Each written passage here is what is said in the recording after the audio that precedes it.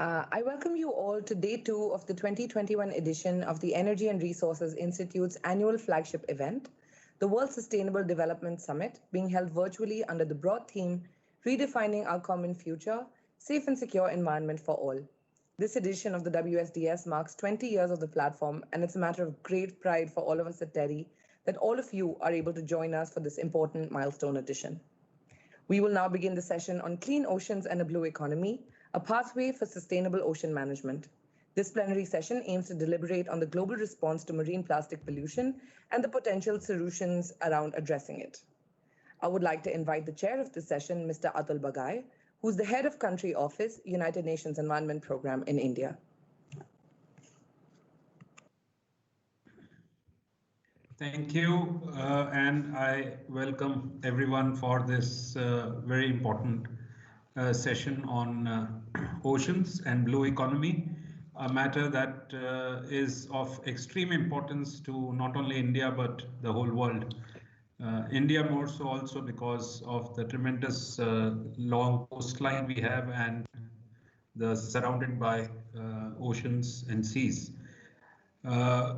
We are very happy also to be part of the 20th WSDS, which is also one of the singular contributions of India to the global debate on sustainable development. And we are very happy to be associated with this event, and I'm very happy to be chairing this session. We will start the session with opening remarks by Dr. Madhavan Nair Rajeevan, who is the Secretary of the Ministry of Earth and Sciences, Government of India. He is a well-known personality for his research work in tropical meteorology, including monsoon variability, seasonal monsoon forecasts, and climate change, an area that is certainly very cross-cutting. He has more than 38 years of experience, both as an operational weather forecaster and also an active researcher in weather and climate sciences. He's a fellow of all the 3 science academies in India, which is also a singular achievement. And he's also an expert member of the recently constituted research board of the World Meteorological Organization. He has more than 140 research publications in peer-reviewed journals with a high index of 48 and total citations of almost more than 8,500. I warmly welcome Dr. Nair Rajeevan and hand over the floor to him.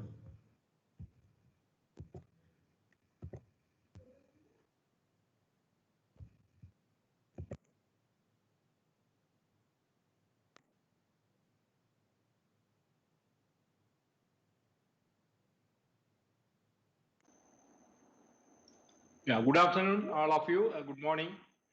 I am extremely happy to participate in this WSDS plenary session on clean oceans and a blue economy, a pathway for sustainable ocean management. As all of us know, that the oceans are a key part of our lives and have excited the human mind for a long time.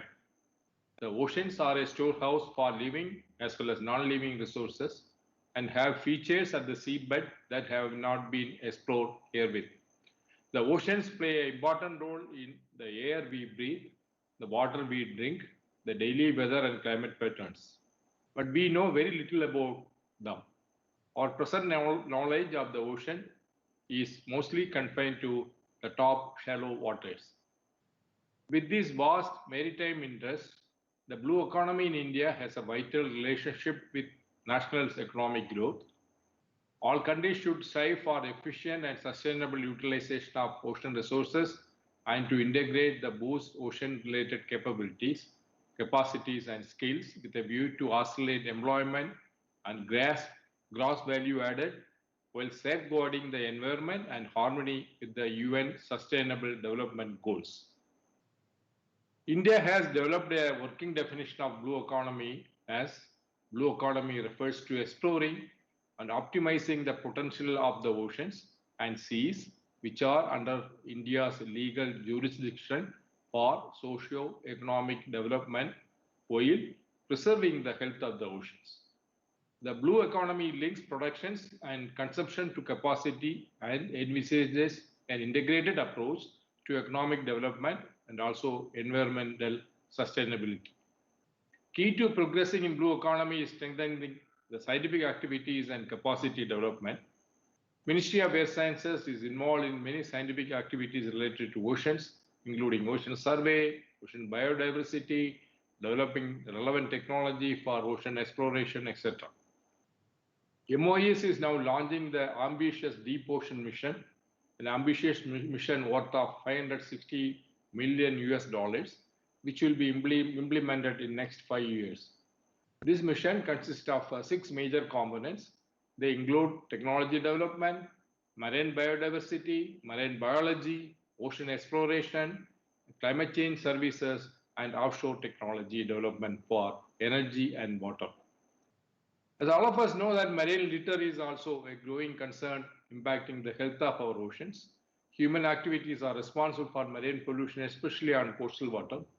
We are dumping millions of tons of disposed plastic waste in the oceans every year. Estimates says that 8 million metric tons of plastic entering our oceans each year, with already about 160 million metric tons that has already been deposited in the ocean beds. The marine litter is dominated by single-use plastic, which are not collected or recycled. There has been a global discussion urging all the countries to minimize and prevent marine litter, which also aligns with the SDG 14, SDG 11, and also SDG 12. We should conduct awareness programs to help organize cleanup campaigns. We also should showcasing best management practices and encouraging all the stakeholders to be part of the solution.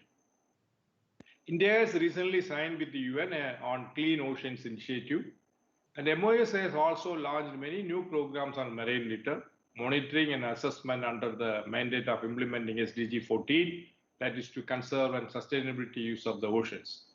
We are also collaborating with countries like UK and Norway on marine litter. I am happy to know that these two issues, blue economy as well as clean oceans, are the topics of today's panel discussion. I wish you all the best for excellent discussions and deliberations today. Thank you very much. Thank you.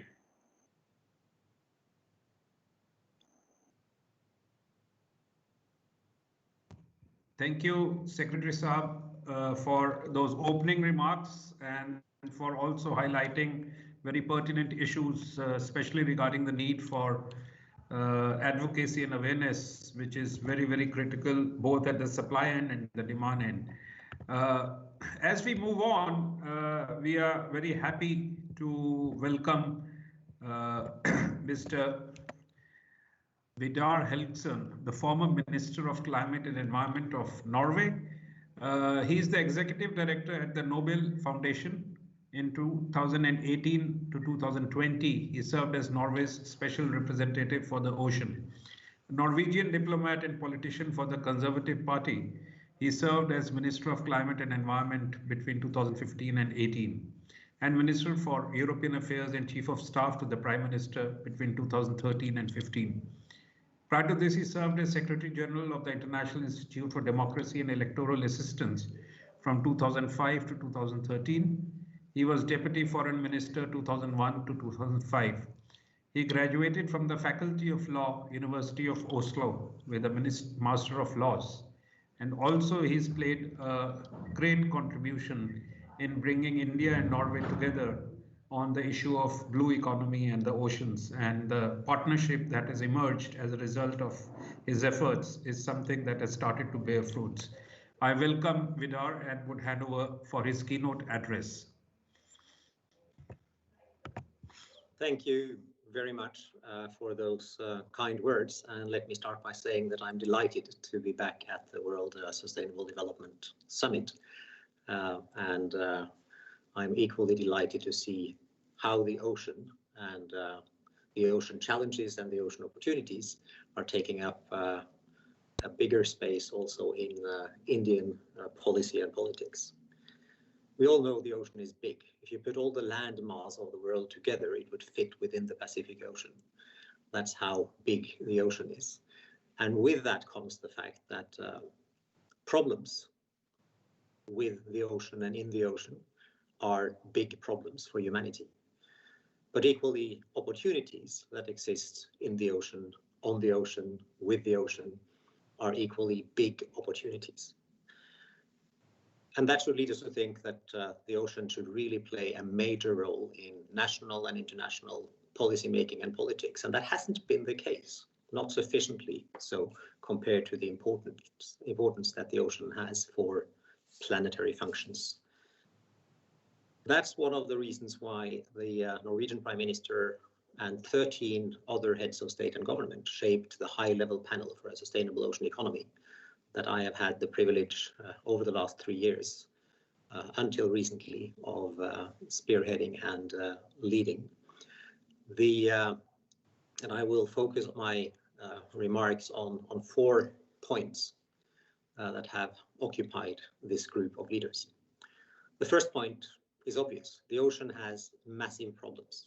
Plastic pollution is one of them, and a very visible at that, but not the only problem, and not the only pollution problem. We have nutrient pollution, industrial pollution. So pollution is a set of complex issues affecting the ocean. We have biodiversity loss of habitat. We have overfishing and illegal fishing and unreported fishing. And above all, we have climate change, which is affecting ecosystems in the oceans at rapid pace.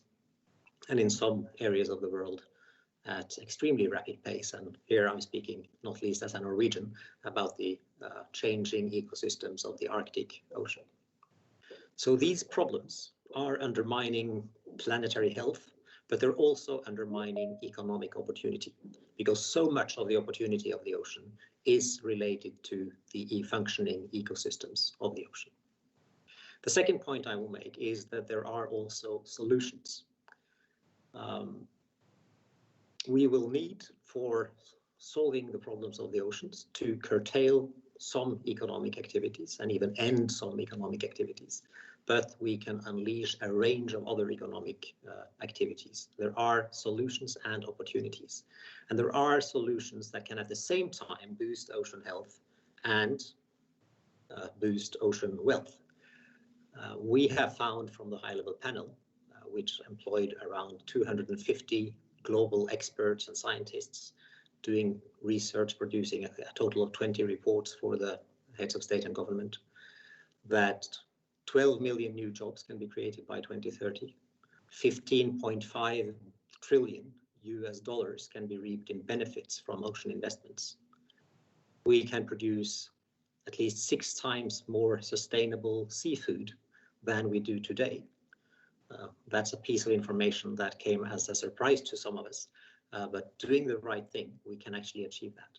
We can produce 40 times at least more renewable energy from the ocean, particularly offshore wind, but also other ocean energy investments.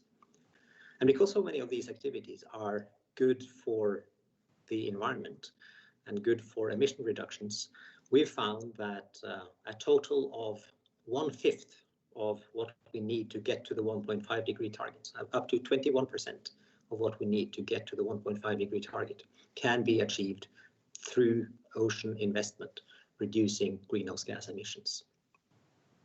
My third point is that all of this is intertwined and interrelated. There are so many problems and so many sources of problems and so many stakeholders involved and vested interests in the production of those problems. And at the same time, there are so many solutions. There are so many providers of solutions, so many people standing ready to invest in those solutions. And we need, in managing all that complexity, to think in a holistic way. We can't allow sectors in business to do their own thing. We can't allow sectors in science to do their own thing. We can't allow governments to act in silos. We need to approach this because the ocean is not compartmentalized. We all tend to live in systems that are compartmentalized, but the ocean is, everything is interrelated as an ecosystem. So that's why I come to my fourth point. The main conclusion of the 14 heads of state and government on the high-level panel was that we need to take a 100% approach to the ocean. We need to commit to 100% sustainable ocean management, tackling all of those problems, tackling all of those solutions, amassing the scientific knowledge that we have making use of that knowledge for shaping good policies that are coherent. And the commitment from the 14 heads of state and government on the panel that actually comprise about 30% of the world's exclusive economic zones and almost 40% of the world's coastlines. Their commitment is to take that 100% approach, shape sustainable ocean plans for the entirety of their exclusive economic zones, and to do that by 2025. And then appealing to other countries to join in that commitment to have sustainable ocean management of all national ocean waters by 2030. These things are doable. They're complex. They will require politics to collaborate. They will require businesses and investors to collaborate. It will require scientists to collaborate, and all of these different configurations of actors to work together in processes to design that overall management. And then again, building on that expertise and that planning and that 100% at a national level, countries could also come together working on their regional waters in a more effective way. That's what the ocean needs, but even more importantly, it's what humanity needs, because humanity can't survive without thriving oceans. Thank you very much.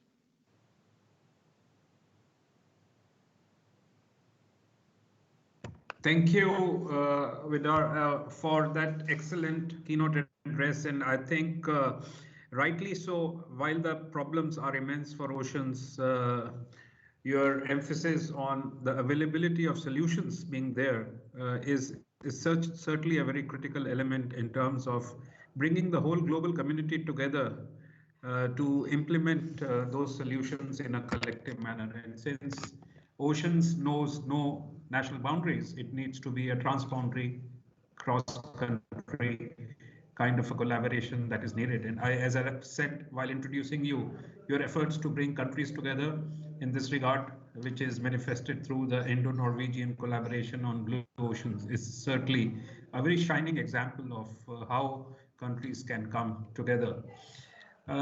Thanks a lot for those remarks. And while we move forward, we have Serge Seguier, the French ambassador for oceans, who would be speaking to us.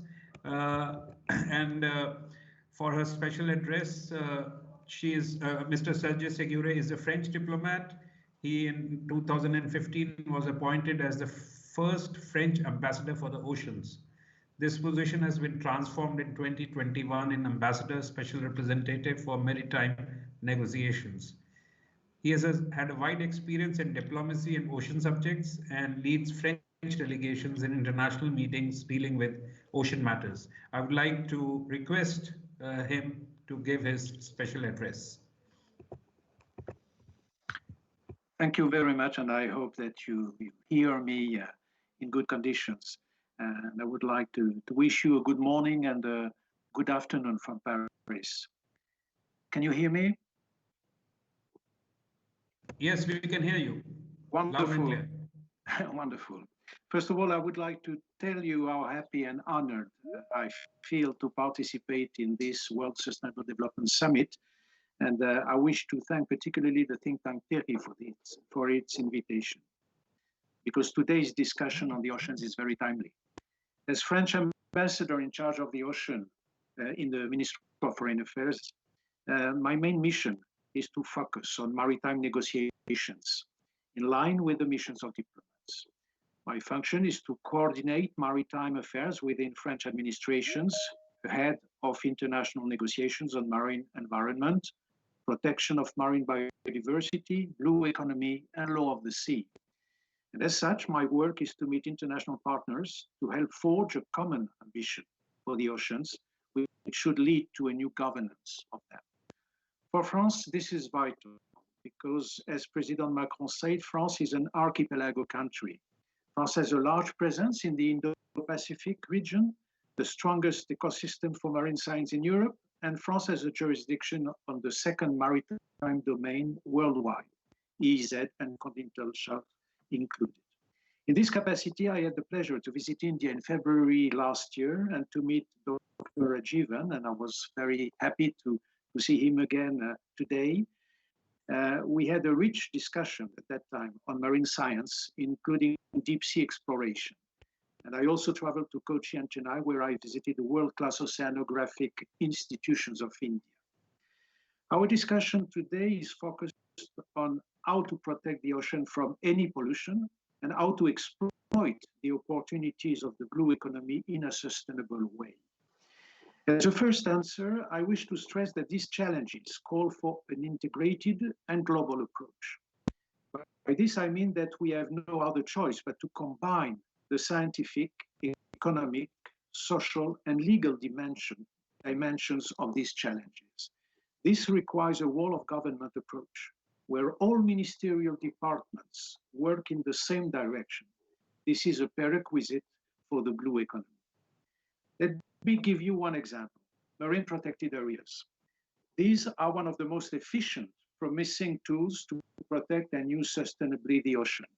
On one hand, it will be this year at the core of the next COP on biological diversity, and on the other hand, make possible the creation of large MPAs in high seas is already a central point of the negotiation of the BBNJ Treaty, which could reach a positive result in 2021 or at the latest in 2022. To create efficient marine protected areas, that means MPA that will protect marine biodiversity and ecosystems, diminish climate change, and make the marine environment resilient, states need at the same time scientific data, a set of rules that will be implemented by law enforcement agencies, the possibility to determine the proper place for fishing activities, offshore energy, as well as tourism, and an active local participation. As a second answer, I wish to stress the importance of a close connection between policymakers and scientists. Decisions are taken by the former, that's clear, but they need a strong scientific basis. It is key so that our policies are based on proved scientific facts and not on perception or ideologies. More generally, I consider that any maritime power must be a scientific nation as well. France is a maritime power not only because of its navy, but also because it has oceanographic institutions and research vessels working on all 5 oceans on the globe, including, of course, the Indian Ocean. This is the case also for India. As a third and last answer, let me stress the importance of the international law of the sea. It is necessary so that all countries can sail and use the oceans in a rules-based, pacific way. Law of the sea, and in particular the United Nations Conventional Law of the Sea and all legal children, I would say, is our best tool against unilateral, non-cooperative policies. This prompts diplomats to work together with scientists and business representatives in order to shape the ocean governance. In this regard, it is necessary to define an international legal framework for the protection of biodiversity in the high seas. All nations, including France and India, are engaged actively in the so-called BBNJ negotiation of the United Nations, and we all should demonstrate the spirit of compromise in this negotiation. As a conclusion, let me stress the immense potential for cooperation between France and India in the field of blue economy, marine sciences, and ocean governance. France and India have a strong strategic partnership and a joint vision of the Indo-Pacific. Both our countries are also willing to cooperate through regional organizations, such as the Indian Ocean Rim Association, to enable partnership and converging interests in the Indo-Pacific region. Within this framework, they notably aim to promote conservation and sustainable use of the oceans, seas, and marine resources, as outlined in the UN Sustainable Development Goals, particularly SDG 14. In France, there is a strong will to develop more interactions with India on port-led development, shipping, offshore energy, as well as marine sciences and innovation. One example of this is that India has been proposed to be the guest of honor of the maiden International Sea Tech Week in the year 2022, which will take place in Brest, in Brittany, France. And I am confident that France and India are natural partners for protecting the Indian Ocean from pollution and to seize the opportunities of the blue economy. Thank you very much for the invitation.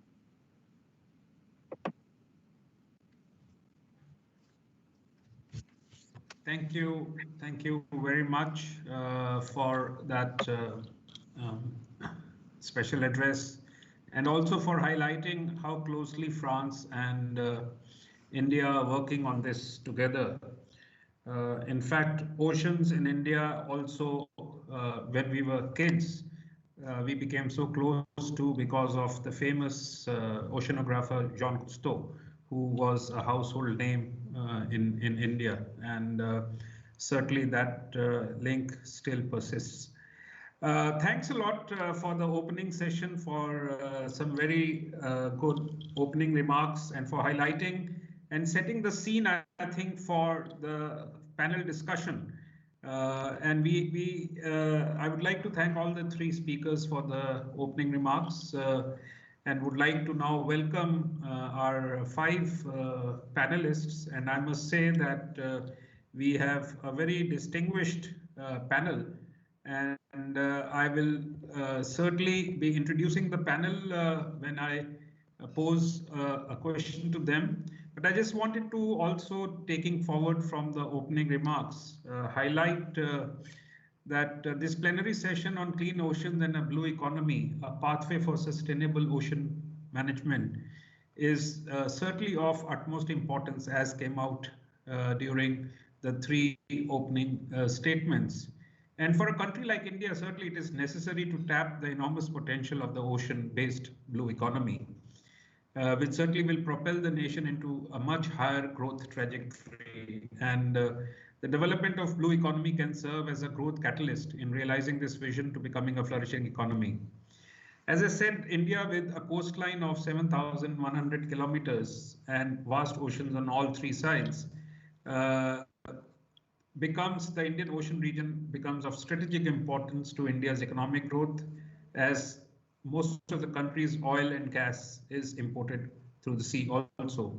So within this context, I would like to start by introducing Mr. Axel Bushman, who's the Deputy Head of Unit, Federal Ministry for the Environment, Nature Conservation and Nuclear Safety, BMU. Dr. Bushman also is the head of the German delegation at UN Environment Ad Hoc Open-Ended Expert Group on Marine Litter and Microplastics, amongst others, his varied professional career. He also has a PhD in civil engineering. And I would like to request Axel to highlight the fact that we are all aware that marine litter is one of the major environmental threats, as came out in the opening remarks, and it impacts the health of our oceans. If you could highlight what are those approaches that are required as immediate action to prevent this, both in the short term and also in the middle term, in terms of what approaches would be most suitable for immediate action to prevent the environmental threat from the oceans. Axel. Yeah, thank you very much. Thanks for inviting me, and good morning from snowy Berlin, and good afternoon to India. You have asked me some serious questions, some perhaps hard to answer questions. I will try my very best to give a brief introduction from my side, what I think are the main points. I think the health of the oceans, the revenues of its legitimate uses in the blue economy are directly dependent from the integrity of the ecosystems. And those are under heavy and exacerbating pressures by pollution. And probably the most prominent one is marine litter, especially plastics. So we as Germany took a strong position against marine litter as one of the most urgent environmental problems in the past years, both on national and international level. This topic is, as climate change, of transparent nature, as we have heard, and can only be tackled with joint efforts. This is why it was of utmost importance to us, and also the reason for us why we put this on the agenda of the G7 in 2015 and G20 in 2017 for the first time. I've been visiting India several times in the past years, so I experienced the situation like it is.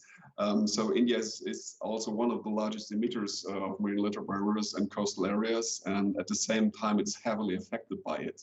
So the effects are not only local, but only direct economical and social ones also. So they are also of global environmental scale.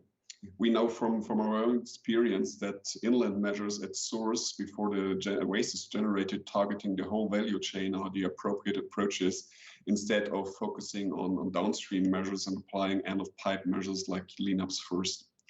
While acknowledging that a robust and sustainable waste management, including such things like collection, treatment, like material and thermal recycling will always be needed, the reduction and prevention of waste has to have top priority from our point of view.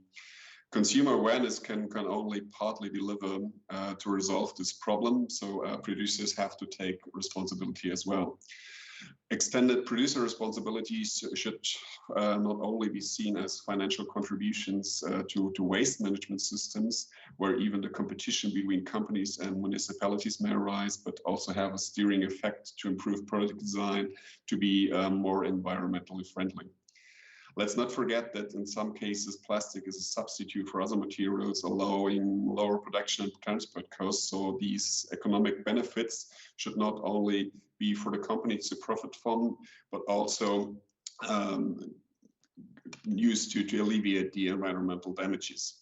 Sustainable alternatives like multi-use schemes, e.g. for containers or packaging exist, and they have existed before, and the reduction of the complexity and composition of plastics can greatly facilitate the handling that cannot be avoided.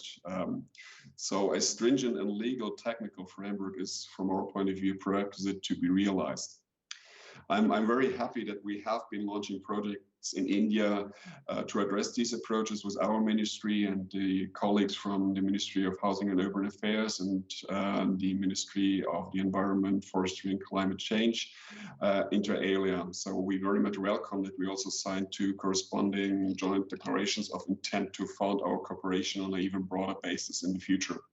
Apart from those national and bilateral measures to be taken to address the life cycle of plastics, preventing waste to enter the environment, the establishment of a new global framework and treaty addressing marine plastic litter on an international level is of utmost importance to give the necessary legal framework and provide a legal playing field. So a global problem cannot be tackled by national measures alone, but needs international cooperation and funding. Let's not forget that the environmental damages endanger the livelihood of vast parts of the society directly or indirectly dependent of the oceans and outweigh the cost of actions by far. Germany, together with other ambitious partners like Norway and the UK, has taken leadership to advance the issues further on the level of the United Nations, building upon the work of the mentioned ad hoc open-ended expert group on marine litter and microplastics, with a view to a UNEA 5 and establishment of an intergovernmental negotiating committee. We rely on the support of strong nations like India to make this come true and take effect as soon as possible. And we hope to keep up the momentum of the initiative, which has been evolving past the last few months with a view to UNEA 5.1 and 2 in 2021 and 2022. So thank you very much for this opportunity.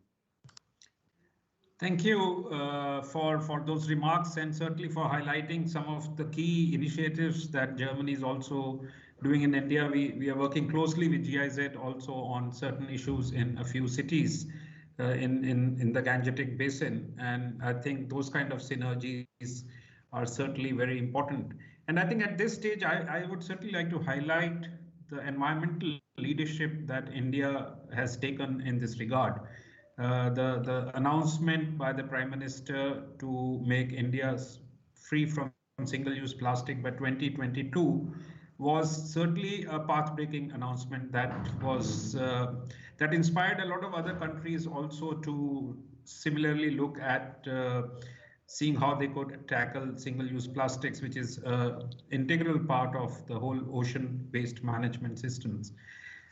And the fact that India was able to also move a resolution in UNEA 5, to which you mentioned, the forthcoming UNEA 5 that is coming in, where there would be a review of the resolution that India passed or spearheaded in UTF4. And that resolution also shows the importance that India attaches to this particular environmental issue, and also its efforts to bring the whole world community together to address this challenge collectively. Thanks a lot, Voshman, on that. And I move on to my second panelist, Nina Jensen, who is the CEO of Rev Ocean. She has a passion and commitment for the ocean and a proven track record of making a positive impact over a 20-year career. Inspired by the witnessing threats to the ocean, she is now dedicated to ocean conservation and finding global sustainable solutions. As Secretary General of WWF Norway, Nina was an active campaigner for defending the health of Norwegian waters and has fronted WWF's long-standing work of promoting robust marine protection laws. Nina holds a master's degree in marine biology from the University of Fisheries Science in Tromsø, and has studied communication and marketing at Ogilvy and Mather. And I would like to request Nina, because of her linkages with WWF and also how she's worked with the private players in terms of bringing them on board.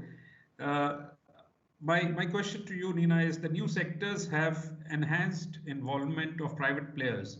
How can they be mobilized to enhance ocean sustainability through community participation, private financing, and implementing environmentally friendly projects? Over to you, Nina. Thank you so much for that introduction, and it's a great pleasure to be here today. And thank you also for putting the ocean on the agenda, because it is definitely the most important thing for all of us to ensure that we have a safe and sustainable future. Of course, the private sector is essential if we are to solve the problems that the ocean is facing, because to a large extent, they are also responsible for creating the problems that the ocean is facing, whether it is climate change and increasing ocean acidification, whether it is pollution, in particularly from plastics, but also from overfishing. All of these are the three major threats to the ocean. And of course, for a long time, it has been assumed that environmental activists alone would sort of solve the major problems of the ocean. This is, of course, impossible. Big problems like the ones that we're seeing cannot be solved by a handful of people, no matter how dedicated and committed they are. And of course, the problems that we are seeing also requires a substantial amount of funding to be able to be resolved, all of which should be coming from governments and from the private sector, who are largely responsible for the problems, but also making a huge profit of its demise. So I think environmental activists have increasingly understood that working with the private sector, working with governments, and ensuring that we have a much greater degree of global collaboration, both across geographies, but also across industries, across sectors, and bridging the gap between science, the public sector, and the private sector is essential to solve all of these problems. And even for the science, because there are still huge scientific gaps in our knowledge, even for the science and the gathering of knowledge, we also need to take more of a multidisciplinary approach and also lean on private actors to get more of the data and the information that we need. So, for example, we need to increasingly listen to fishermen, to coastal communities, and bring them into the scientific work to get all the information that we need to fill the knowledge gaps, but also to more sustainably manage the resources going forward. So the two most essential things to ensure that we have a healthier ocean is, of course, that we improve management. And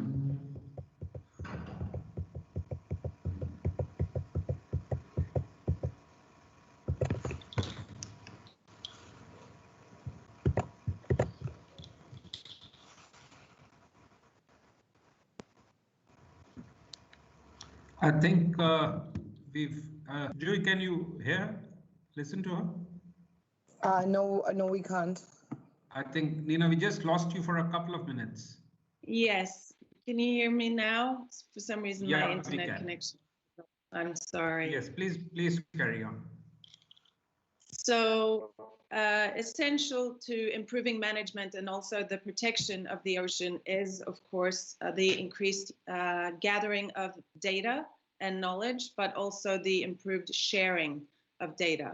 And also here, of course, the private sector plays an integral part and role in making that a reality, because private companies, institutions, organizations all over the world have a wealth of knowledge about what is happening in the ocean, but it's currently sitting locked away in filing cabinets, in individual scientist heads, or in corporate reports. So we really need to see a global data revolution and an increased openness and transparency in terms of the knowledge and data that we already have, because we cannot succeed in managing something sustainably unless we have adequate knowledge and data to do so in the right way. So one of my key points today will be to encourage all of you that are listening and participating in the session to promote the increased sharing and transparency of data. I think this would be the single most important thing that each and every one of us could contribute to really make sure that we're advancing sustainable management of the ocean and also hopefully advancing marine protection in the years to come. Thank you.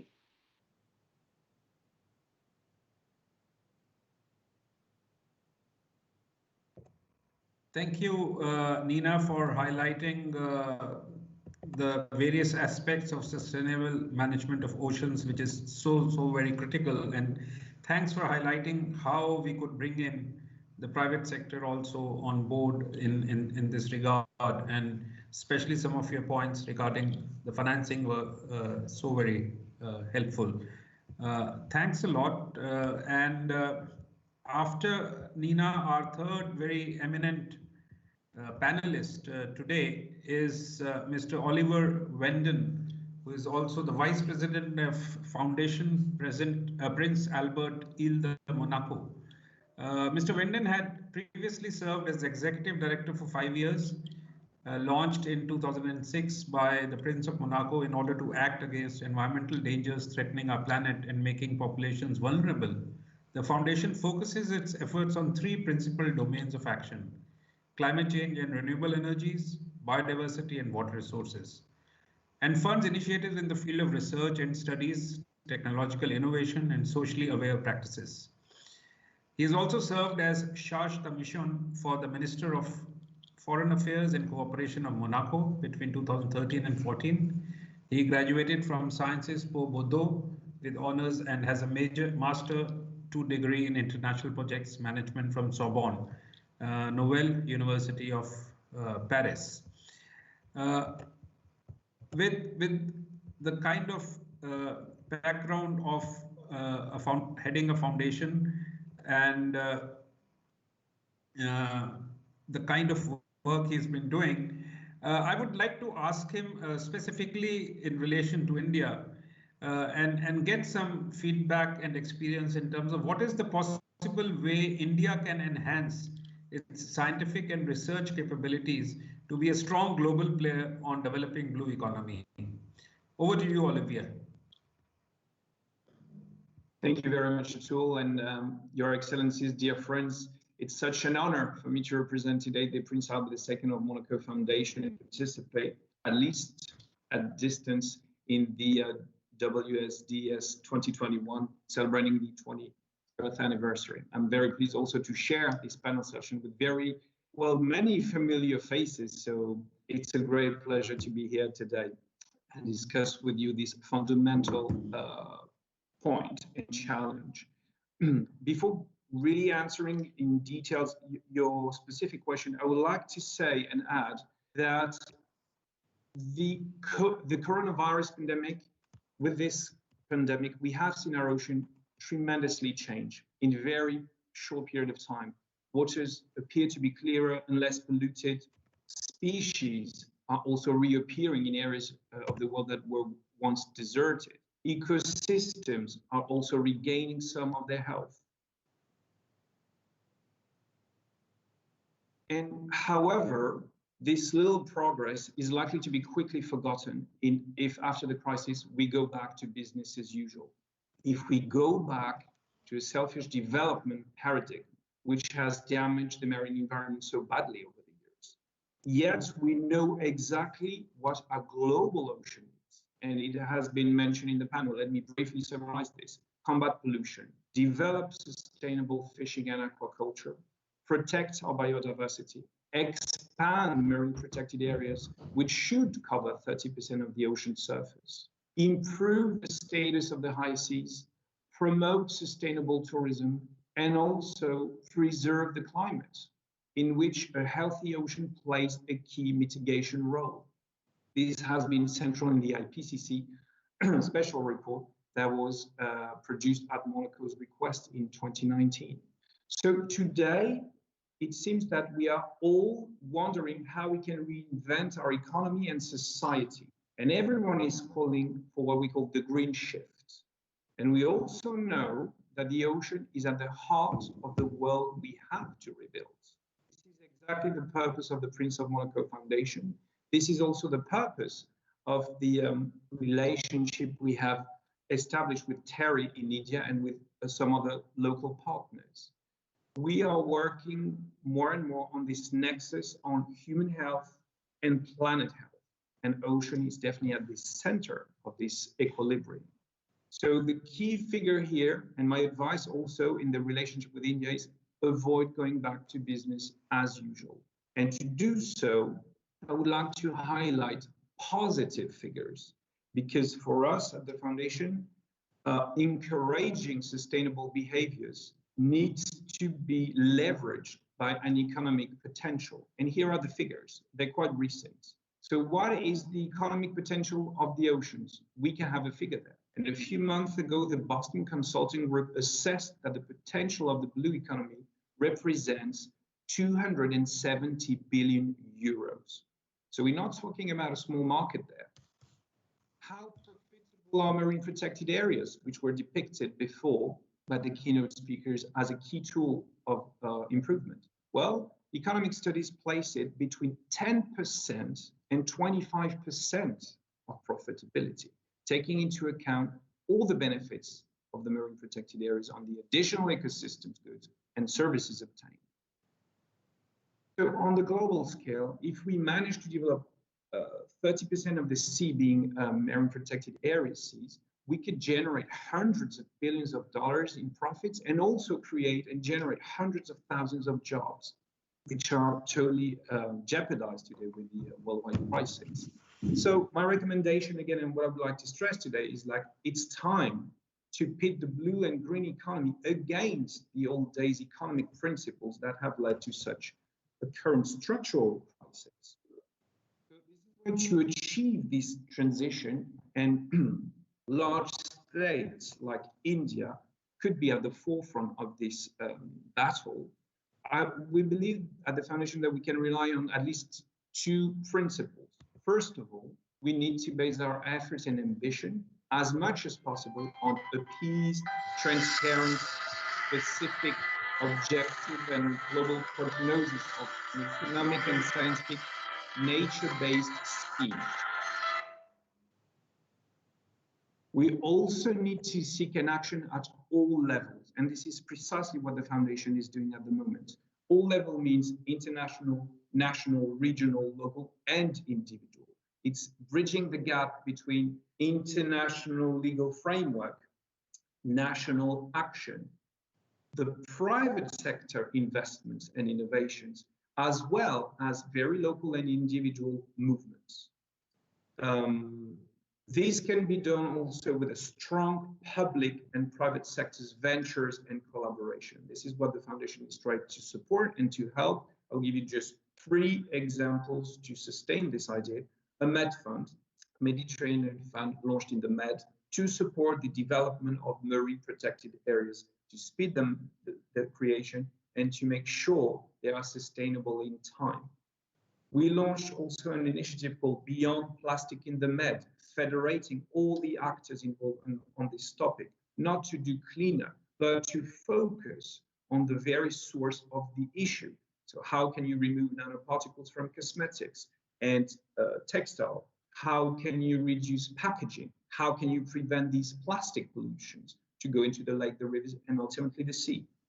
And very recently, we launched an international initiative called the Global Fund for Coral Reefs with the Paul Allen Family Foundation and with the tremendous support of the government of Germany, signed in autumn 2020. This global fund is very interesting in the scheme that has been developed here through traditional philanthropy, but also through impact investment. And as you know, coral reefs are not only the symbol of the climate change impact on the ocean, but it's also a symbol of the opportunities offered by the ocean in terms of economic growth, with the study on coral resilience, which can find important consequences in the medical sector today. So to conclude, I strongly believe that we have indeed a short window of time and maybe, unfortunately, a unique opportunity today, given the various recovery plans implemented by a majority of governments around the world, thus represent $12 trillion of dollars today. So we have an opportunity here to operate this green shift. And of course, we need the support of governments such as India. The private sector involvement is crucial, and the inclusion of the civil society is therefore fundamental. Today, we therefore have the will and the resources. What we just need now is to seize this opportunity for once and for good. Thank you. Thank you, Olivia, for highlighting the urgent need for a multi-stakeholder collaboration to address this problem. And I think your overall context, which you highlighted right in the beginning on the environmental, the planetary health and the human health, and that nexus is something that the governments need to realize as the utmost importance.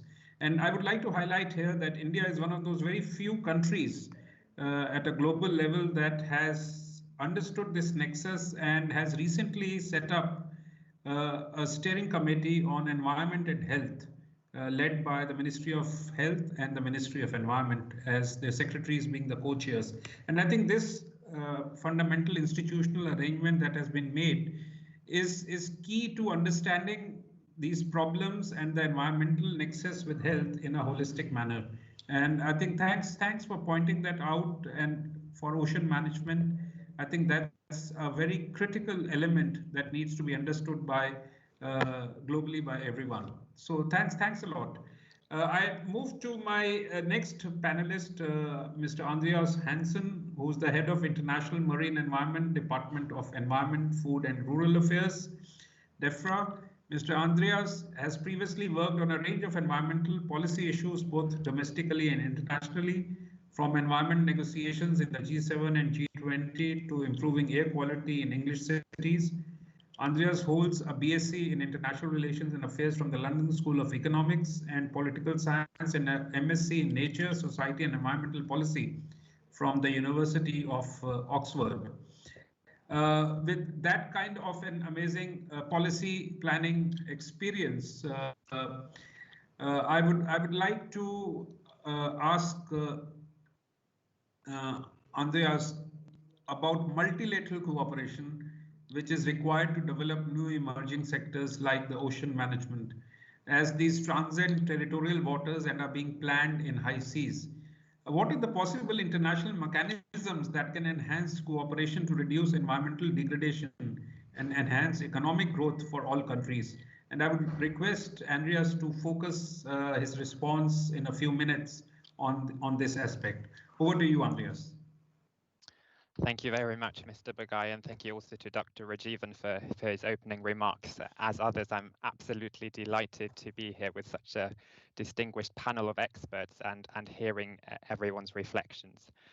I also wanted to take time to thank Mr. Helgesen for the work on the high-level panel for a sustainable ocean economy and the report that was published in December. And I think it's particularly excellent that that report, which is an example of multilateral cooperation, is encouraging a shift towards circular economy and also supporting a global target to protect 30% of the global ocean by 2030, which is an ambition that the UK is very much sharing.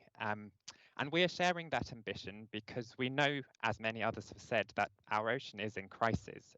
It has already borne the brunt of climate change. Our sea levels are already rising. Almost 2/3 of coastal wetlands are degraded, and 1/3 of marine mammals are threatened with extinction, in part because of really dangerous ghost fishing gear.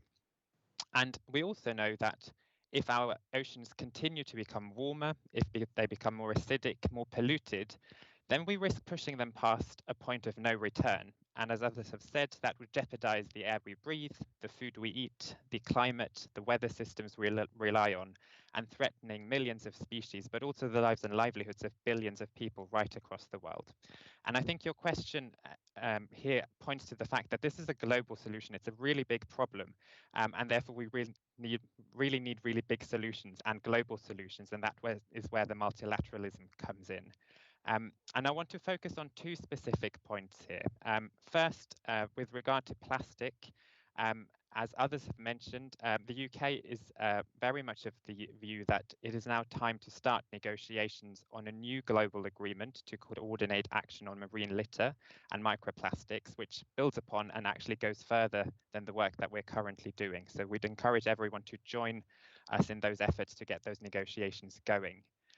While those negotiations are going on, we of course need to continue doing all we can in the meantime. And again, multilateralism and cooperation across borders is so important here. So that's why the UK back in 2018, together with our co-chairs Vanuatu, established the Commonwealth Clean Ocean Alliance, which is committed to tackle ocean plastic pollution.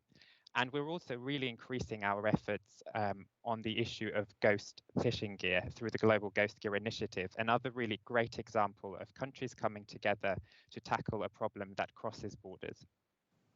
Of course, as we all know, and as I think quite a few people have highlighted already, there's really no way to get us to net zero and a sustainable future that doesn't involve protecting and restoring nature, including the ocean, at a massive and truly unprecedented scale.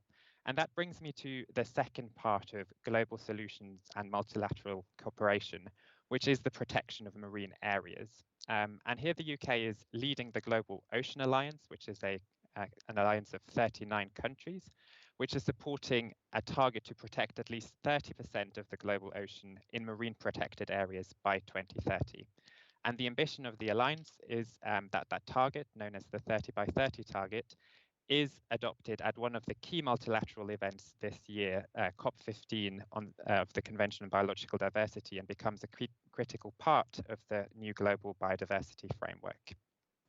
And the reason we're really pursuing that target is that science is clear that if we want to tackle climate change, if we want to help biodiversity recover in our ocean, if we want to help restore fisheries, and if we want to help make lives and livelihoods more resilient to the impacts of climate change, which we know are coming, then at least 30% of our ocean must be protected within MPAs by 2030. As others have said, that is of course within the context of the whole of the ocean, 100% of the ocean being sustainably managed. And in that context, I also would like to thank Mr. Segura for the close cooperation between France and the UK through the Global Ocean Alliance and the High Ambition Coalition for Nature and People. And I really look forward to collaborating with everyone else on this conference and more widely as we approach COP15 of the Convention on Biological Diversity, which will be a key multilateral moment where we really need to seize the moment and agree a new transformative and ambitious global framework for biodiversity. To close, I think it's important to realize that marine protected areas come in all shapes and sizes. And while we know that it's important to have some no-take zones, not least because the benefits of those zones spill out into the wider ocean. We also know that if communities are on board, then sustainable use can absolutely be part of an effective protection regime as well. So on behalf of Lord Goldsmith, the UK Minister who is leading the Global Ocean Alliance, I'd like to invite all of you, those represented in the session and those listening in, to join the Global Ocean Alliance, help us save the ocean and get a good deal for the ocean through various multilateral events this year. We'd be absolutely delighted to have you on board. Thank you. Thank you, Andreas. And I think you really highlighted the time that is running out by saying that we need to really seize the moment. And I think that is what we need to do at the forthcoming CBD COP. And of course, when the world meets in your country very soon in November, to look at these seizing the moment certainly is going to be the most important factor in addressing these issues. So thanks a lot, and thanks for inviting everyone to come forward for these efforts. I move on to my last panelist, Rob Kapalan, who is the founder and CEO of Circulate Capital, a Singapore-based impact investment management firm dedicated to financing companies, projects and infrastructure that prevent the flow of plastic waste to the world's ocean and advance the circular economy in South and Southeast Asia. Rob also currently sits on the advisory committee for the World Economic Forum's Global Plastic Action Partnership. And prior to founding Circulate Capital, he was the co-founder of and senior advisor to Closed Loop Partners, an innovative platform for impact investing in North America. Rob also formerly served as the director of sustainability for Walmart stores and leads corporate responsibility and brand strategy for the Brown-Forman Corporation, which produces and markets spirits brands such as Jack Daniels. Wow. Rob developed marketing strategies to engage consumers, improve social and environmental performance, and advance business objectives. My question to Rob is something regarding the experience he has on circularity, and I would like to ask him the economic viability of alternatives to single-use plastics being a key impediment to its scaling up and to its large-scale adoption. How can financing models be designed to make these alternatives economical and thus most preferred options? Because that's going to be a key challenge which the policymakers and the stakeholders would be facing. And I think you may like to highlight this from an extended producer responsibility angle also. Over to Rob.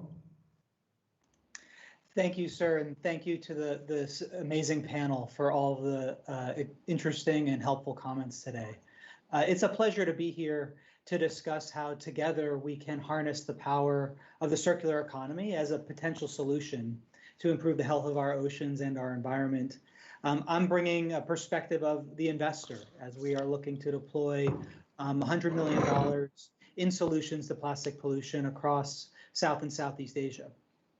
So I'm pleased to share some of our strategy and progress with you as we're trying to help scale up recycling and circular economy solutions that can prevent single-use plastic from entering the environment.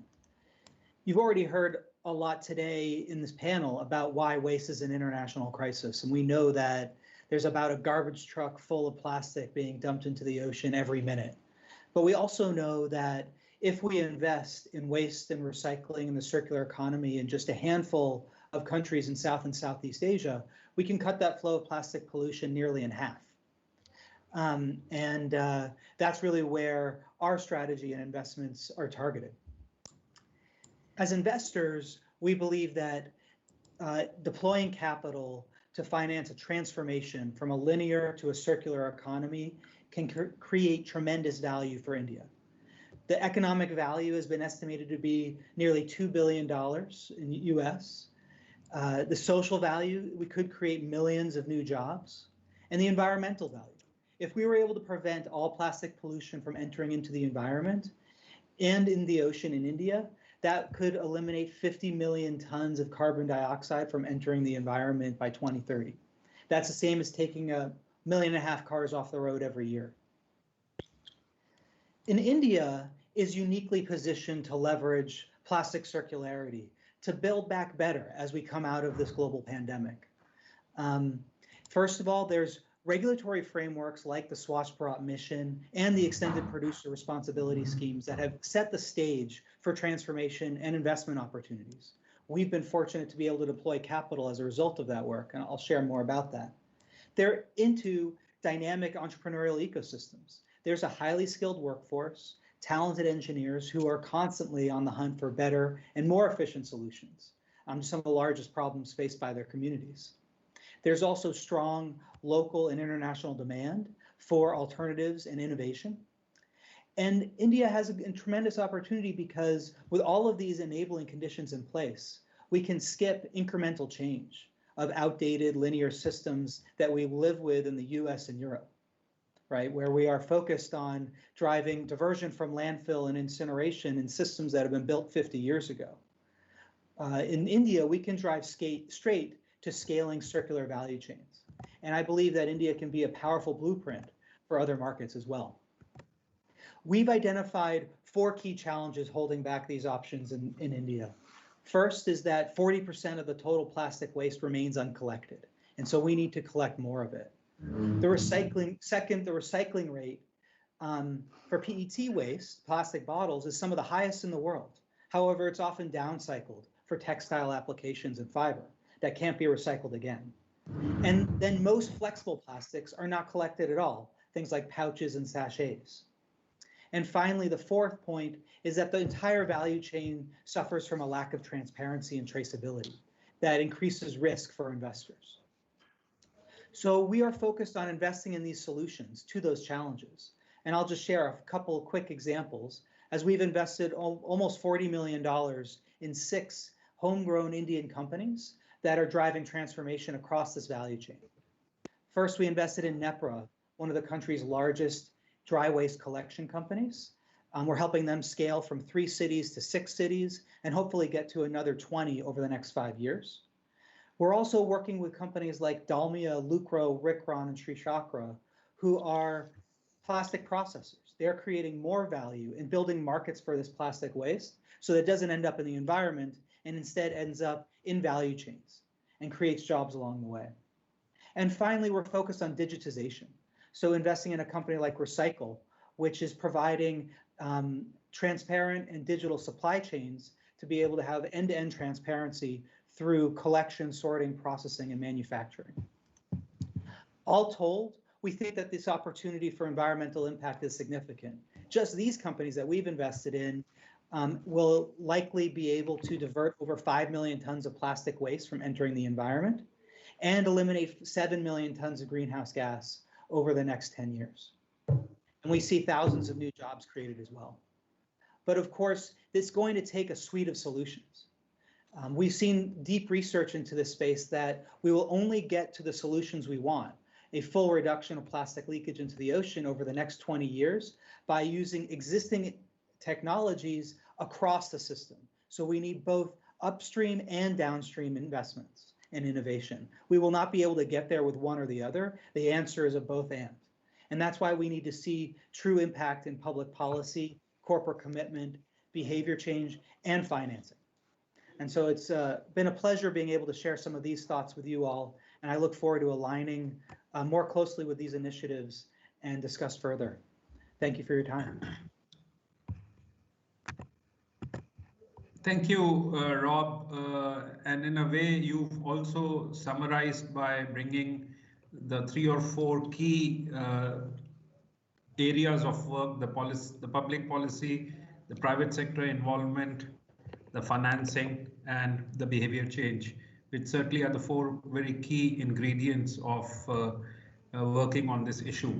So I think we just have a couple of minutes left. So what I'll try to do is to just summarize the excellent wealth of information and ideas that have come on the table through the opening remarks of Dr. Rajeevan, the keynote address of Vidar, the special address of Sergey, And also our 5 panelists, the illustrious panelists we had, who talked about a variety of issues in regard of ocean management.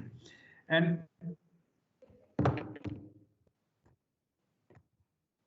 sorry, is it okay now? Yeah. Okay. So if I summarize this last 1 hour, 10 minutes or 1 hour, 15 minutes of amazing knowledge that has come on the table, I take back about 3 or 4 key messages from all this, and this is how I would like to summarize. Certainly, I think all the speakers highlighted the development of blue economy can serve as a growth catalyst in realizing the vision to become a flourishing economy. So this nexus between growth and development and ocean management is very, very critical and crucial.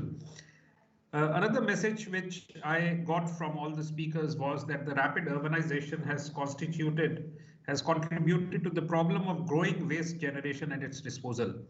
And the amount of plastic produced from 2000 to 2010 exceeds the amount that was produced during the entire last century, which is an amazing statistic that came out. And another message which I see, and this was also something that was raised at the World Economic Forum, and we often use it, and some of the speakers also used it, that each year at least 8 million tons of plastics leak into the ocean, which is equivalent to dumping the contents of 1 garbage truck into the ocean every minute, which is a very startling statistic. And added to that, of course, is the 150 million tons of plastic waste that's already embedded in the ocean bed over the last few decades. And the final message which came out was that the problem of ocean pollution is a cross-boundary and cross-cutting issue, and it requires systemic solutions covering policy technology, management, financing, knowledge and research, and awareness raising and behavior change, which was so nicely summarized in the end by Rob. So I think some very good discussions have taken place. I would like to thank all the speakers in the opening session and also in the panel for bringing their experience, decades of experience for our listeners, and also enriching this session of WSDS. I hand over to Juhi. Thank you, Mr. Bagai, for conducting this session. We're grateful to have this opportunity to have heard from the leading experts in the field of ocean and marine conservation. Thank you all.